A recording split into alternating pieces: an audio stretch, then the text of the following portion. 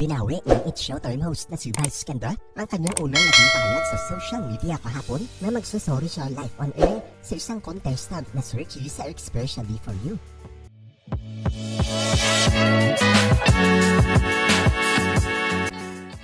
Ang kwento kung bakit binabawi ni Vice Ganda ang sinabi niyang magpa-public apology siya ay matapos nilang makausap ng personal sina Axel at Christine kahapon sa Showtime. Ayon sa naging statement ni Vice sa closing ng Showtime kanina, pinawi daw nung searchy na si Christine yung sinabi niya sa TikTok page niya na hindi siya sinubukang halikan ni searcher Axel. Totoo daw na na-off siya at hindi siya naging komportable sa ginawa ng searcher. Nireview din daw ni Vice Ganda at ng buong Showtime management yung beso incident sa bawat anggulo ng mga kamera at napagtanto umano nilang mali daw talaga si searcher Axel. Narito ang naging full statement ni Vice Ganda. Binabawi ko yung tweet ko na I will say an apology because I do not need to apologize for what I did.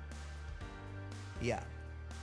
Ito po ang aking paniniwala. At paniniwala din namin na hindi namin kinakailangan mag-apologize because what we did was right.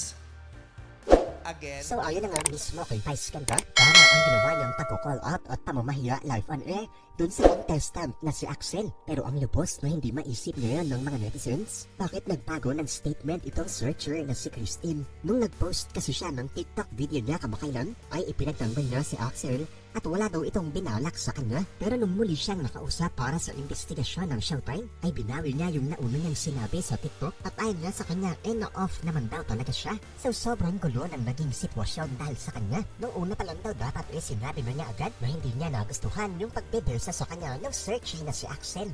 Samantala, narito naman ang naging komento ng mga netizens. It's good na makiusap siya na pigilan ng followers niya si Axel. Pero as for the girl, she makes the situation worse. Dapat pala di na siya nag-post sa TikTok ng explanation niya para lang i-backtrack niya kinabukasan.